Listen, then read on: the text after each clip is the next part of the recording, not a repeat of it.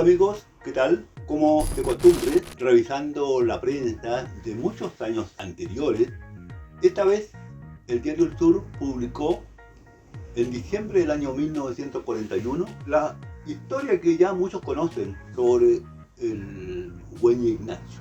Y por supuesto que el autor de esta leyenda es un antiguo vecino que también fue funcionario municipal, don Arsenio Sáenz Mora. Y esto está fechado con fecha, como digo, diciembre de 1941. ¿Y qué dice su historia? Este va a ser un resumen. La historia es mucho más larga, vamos a hacer un resumen de su historia y que esperamos algún día publicarlo en algún texto que subió para que todos tengan acceso a leer el texto completo de esta leyenda. Un romance y el origen de un pueblo, contra el viento y buscando el canto del chucao, la dignidad de un cacique y el sueño de una mujer enamorada. Como un remolino en un trigal, la noticia del rapto aquel alborotó a la indiada. Ignacio, el hijo menor del cacique Millanao, había huido desde Caramaida en el caballo de su padre y esa misma noche había desaparecido la hermosa hija de un comerciante español recién establecido en Cayucupil, cerca de Cañete. Unos decían que estaban de acuerdo, otros que se trataba de un simple rap. Los enamorados, porque lo eran, se dirigieron en un principio a Quiapo, para el lado de Arauco.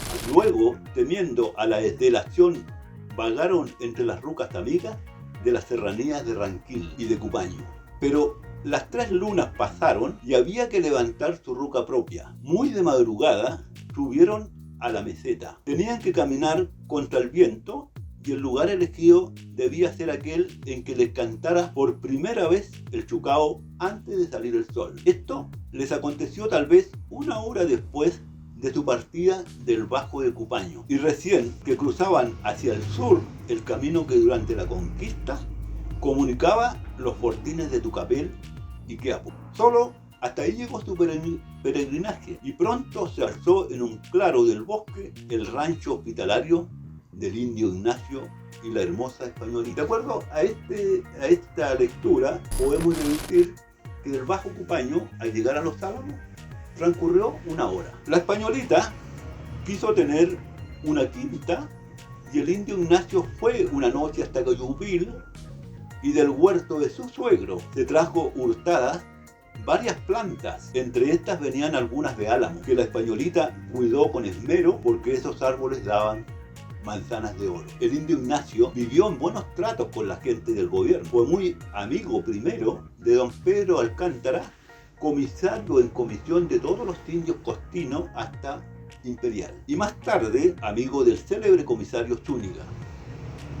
Zúñiga fue apresado y sometido al suplicio precisamente en Cupaño, unos 4 kilómetros al noroeste del rancho del indio Ignacio, y su cabeza fue llevada al gobernador de la plaza de Arauco, quien la mandó a exhibir largamente en la punta de un sablo para escarmiar. Muerto Zúñiga, sus partidarios huyeron y sus viviendas fueron arrasadas. Del indio Ignacio y la españolita no se supo nunca más. Unos cuantos guindos y manzanos casi perdidos entre las malezas y 3 o 4 álamos muy juntos siguieron custodiando el sitio donde estaba su rancho. Luego, con el correr de los años, se fundó Leu y el paso de los álamos, entre comillas, fue como un punto de referencia primero y más tarde una jornada de camino entre Leu y Cañete. Desde antes había ahí algunas casas de españoles. Parece que también existía una especie de posada. Se levantaron algunas casas más y así creció la población de Los Álamos.